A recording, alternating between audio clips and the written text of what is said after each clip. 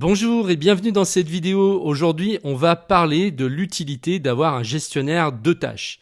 De nos jours, je pense que c'est un petit peu indispensable parce que par rapport à il y a quelques décennies en arrière, nos vies se sont complexifiées et il me semble qu'on a tous plus de choses à faire, qu'on a plus d'engagement, qu'on a plus d'informations à traiter et Internet, pour moi, y est pour beaucoup. Internet et l'informatique.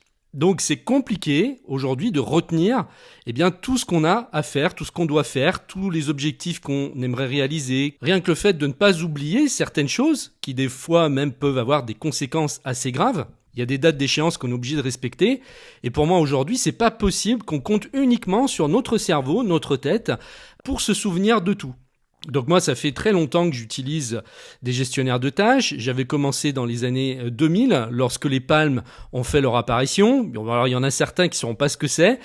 En fait, c'était des petits calepins électroniques à l'époque. C'était avant même que les smartphones existent.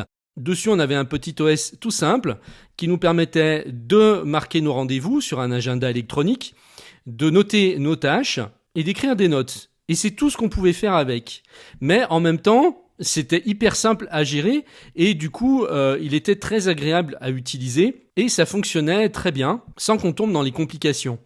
Aujourd'hui, c'était un peu différent parce que, bien sûr, quelques années après, d'ailleurs Palm, ça n'est pas resté longtemps, ça a été très vite balayé par les smartphones qui sont arrivés peut-être l'année d'après, 2004-2005, et puis après, on sait ce que ça a fait avec la venue de l'iPhone. Alors aujourd'hui, on sort presque à un autre problème, c'est qu'on a trop finalement de possibilités, on a trop d'applications, on a trop de gestionnaires de tâches et on ne sait plus où donner de la tête, on ne sait plus lequel choisir, on ne sait pas comment les utiliser. Et donc mon conseil, c'est de revenir à la simplicité, tout simplement. Je vous en ai déjà parlé souvent sur la chaîne. Moi, j'ai retenu 3 gestionnaires de tâches qui sont Things 3, OmniFocus 3 et Rappel. Rappel donc qui est le gestionnaire de tâches d'Apple et qui fait très bien le job. Je les ai retenus, pourquoi ? Parce qu'ils vont droit à l'essentiel. Alors pour OmniFocus, c'est un petit peu différent parce que c'est une usine à gaz. Disons que c'est, on va dire, un gestionnaire de projet qui va très loin, qui peut être complexe, mais qui permet en fait de créer des process. Ça va être beaucoup plus fait pour les professionnels. Il est super, mais le problème, c'est qu'il est très complexe à prendre en main. Donc c'est pour ça que je le conseille pas forcément. Peut-être qu'un jour, je ferai une formation dessus. Mais le but ici, c'est d'aider un maximum de gens. Donc, monsieur tout le monde, celui qui a une vie personnelle à gérer, une vie professionnelle, et sans complications. Donc moi, ce que je vous conseille, c'est les 2 gestionnaires de tâches, Things 3 et Rappel. Dans la vidéo précédente, je vous avais montré, j'ai comparé les deux pour vous faire voir ce que j'en pensais, pour essayer de vous aider dans votre choix. Et puis aujourd'hui, je vais vous faire voir une petite méthodologie. C'est-à-dire comment est-ce qu'on peut utiliser Rappel pour s'organiser, sans s'y perdre de la façon la plus simple possible. Donc moi, après 20 ans de recherche, j'en suis arrivé à la conclusion que plus c'est simple et mieux ça marche. Donc là, lorsque pour la première fois vous allez utiliser Rappel, vous allez avoir ici une liste qui va être nommée Rappel tout simplement. Bon, vous pouvez la renommer. Moi, je l'ai renommée en boîte de réception. Donc cette liste est la liste par défaut, c'est-à-dire que dès que j'ajoute une tâche avec le raccourci clavier ou que je demande à Siri de me l'ajouter, c'est dans cette liste que tout va aller dans un premier temps. La méthode consiste à se vider la tête de tout ce qu'on a à faire pour ne plus stresser, pour ne plus se dire « Ah tiens, qu'est-ce que je devais faire déjà ? J'ai oublié ». Cette boîte de réception, elle ne sert qu'à collecter tout ce que vous avez à faire, toutes vos idées de projets, d'objectifs. Et vous pouvez même y ajouter des idées, parce que rien ne vous empêche par la suite de créer un dossier idées dans lequel vous allez puiser. Alors certains pourraient peut-être même en rester là, avec une simple liste de tâches à faire, pourquoi pas. C'est extrêmement minimaliste, mais ça peut fonctionner, à condition de ne pas avoir trop de tâches quand même, parce que ça va être compliqué après de prioriser ces tâches-là. Vous allez voir qu'avec la petite méthode que je vais vous donner, c'est facile ensuite de s'organiser pour les classer et traiter vos tâches par contexte pour être beaucoup plus productif. Cette première liste étant créée par défaut, moi je vous propose de créer une autre liste qu'on va appeler priorité du jour. Alors on peut jouer avec les couleurs, je vais le mettre en orange. La boîte de réception, Je vais plutôt la mettre en bleu.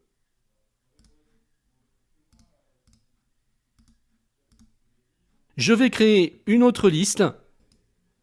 Petites actions diverses du jour. Je vais garder la même couleur. Et enfin, on va créer une troisième liste qui va s'appeler actions annexes. Bon, ça, je vais le mettre en orange aussi. Voilà, donc là, on se retrouve en fait avec 4 dossiers. La fameuse boîte de réception, et on a 3 autres dossiers dans lesquels on va classer nos tâches. Quelles sont nos priorités du jour? Qu'est-ce qu'on doit faire en premier? Eh bien, voilà, on va faire le tri dans la boîte de réception et on va passer toutes les tâches prioritaires dans la liste priorité du jour. Donc là, les tâches sont des exemples, hein, donc ne cherchez pas de logique ou de cohérence, c'est juste pour vous montrer. Donc là, on va faire pareil, on va dire que toutes ces tâches-là sont des petites actions diverses que je vais traiter aujourd'hui, si j'ai le temps, après mes priorités. Et puis le reste, eh bien ma foi, on va le mettre dans le dossier Action Annexe. Donc ça, ce sont toutes les tâches qui restent. Et je ne sais pas forcément quand est-ce que je vais les traiter. Elles ne sont pas forcément importantes, elles ne sont pas forcément urgentes. Mais je sais que voilà, je devrais quand même les faire à un moment donné. Donc chaque matin, vous allez vous lever en triant votre boîte de réception. C'est-à-dire tout ce que vous avez mis dedans la veille, eh bien vous allez le trier et répartir ces tâches-là dans ces 3 dossiers. Alors après, vous pouvez aussi le faire le soir, si vous préférez, à la fin de la journée. Quand vous avez cumulé toutes vos tâches dans la boîte de réception, eh bien vous pouvez le faire avant de vous coucher, pour être frais et prêt le lendemain matin. Moi, je sais que j'ai plutôt tendance à le faire le matin, mais après, c'est personnel. Donc le matin, quand vous vous levez, vous allez d'abord faire avant tout les priorités du jour. Et je dirais même que vous devriez le faire avant même d'avoir ouvert votre ordinateur ou même regarder vos emails sur votre smartphone. Pourquoi ? Parce que dès qu'on a le nez sur notre smartphone dans la boîte à emails, ça devient tout de suite un trou noir. On se perd dedans. Parfois, il y a certains emails qui peuvent nous faire réagir. Donc, on peut être tout de suite pris dans nos émotions et finalement oublier nos priorités. Donc, moi, je vous déconseille le matin d'ouvrir votre boîte email en premier. Je sais que pour certains, ça va être compliqué. C'est très difficile parce que c'est une addiction. Il y en a qui font ça en se levant, en buvant leur café. Voilà. Donc, essayez de respecter ça. Ou en tout cas, n'y passez pas plus de 5 minutes si c'est trop dur pour vous. Le principe va être de mettre peu de tâches dans les priorités. Je vous conseille de ne pas en mettre plus que 6. Et même 6, c'est déjà beaucoup. 3, c'est l'idéal. Mais après, si vous avez un domaine professionnel et un domaine personnel, eh bien, ce que vous pouvez faire, c'est répartir 3 tâches pour le domaine personnel et 3 tâches pour le domaine professionnel. Mais 6 au maximum. Et ces 6 tâches doivent être effectuées dans la journée. Si vous n'avez pas le temps de faire les petites actions du jour, ça n'est pas grave. Et les actions annexes, de toute façon, vous pourrez les traiter quand vous voudrez, quand vous aurez du temps. Bon, imaginons, la journée se passe, voilà, vous avez fait vos priorités du jour, vous cochez les 3. Alors, il y en a certaines qui vont peut-être être récurrentes. C'est-à-dire que tous les jours, vous allez avoir à les faire, ces tâches-là. Ça peut être comme moi, par exemple, de créer une vidéo sur YouTube ou de créer une vidéo pour mes formations.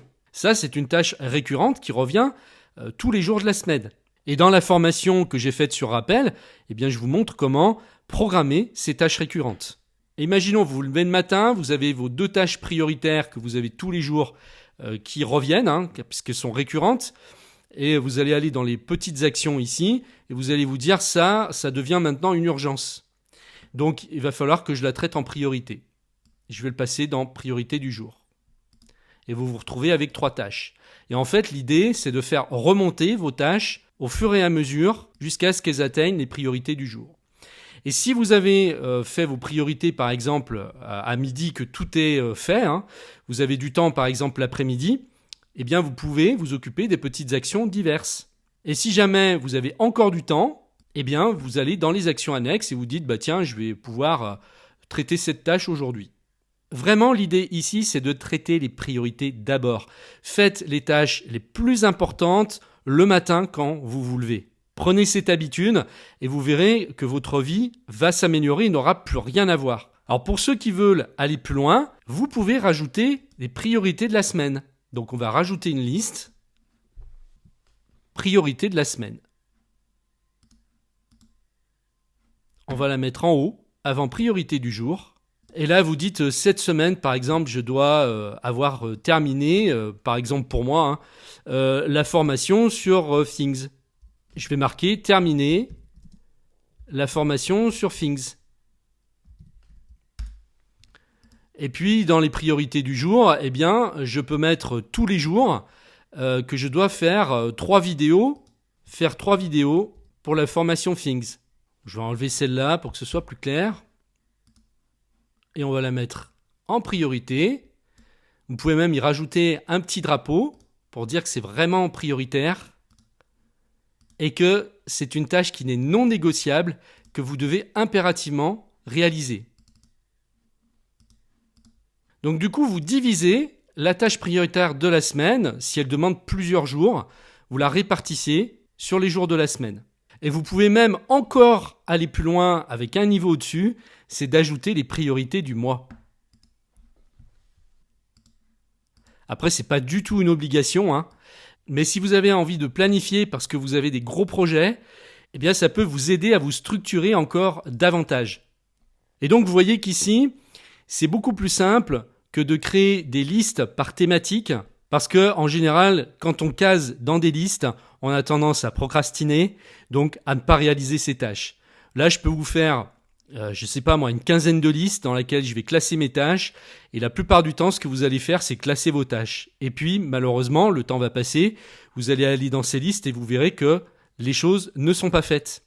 Ici, vous ne pouvez pas tricher avec vous-même, puisque à chaque fois, vous allez faire remonter les tâches dans les priorités.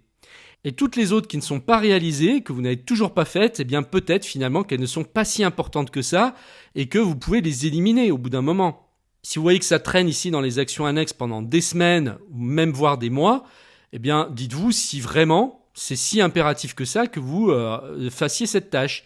Sinon, vous la supprimez tout simplement. Et vous allez voir qu'avec cette méthode, ça va être beaucoup plus léger. Vous allez moins stresser, vous allez être beaucoup plus satisfait de vous chaque jour et vous allez avancer. Moi en tout cas, c'est la méthode que j'utilise depuis des années, je n'en ai pas changé et il y a peu de chances que j'en change. Alors ce que je vous propose, c'est que dans la prochaine vidéo, on voit comment ajouter des projets, créer des dossiers et comment on peut interagir donc avec les projets qu'on aura construits avec notre liste ici qui nous ramène complètement au concret. En attendant, si vous voulez apprendre à utiliser Rappel, eh bien j'ai fait une formation complète, extrêmement détaillée, il n'y a rien qui manque, chaque aspect a été vu. Je vous explique avec précision comment utiliser chaque fonctionnalité. En moins de 2 heures, vous allez prendre l'application en main mieux que 98% des gens. Rappel n'aura plus aucun secret pour vous. Je vous propose donc tout de suite d'y accéder en cliquant sur le lien qui se trouve dans la description de cette vidéo. Je vous retrouve tout de suite de l'autre côté.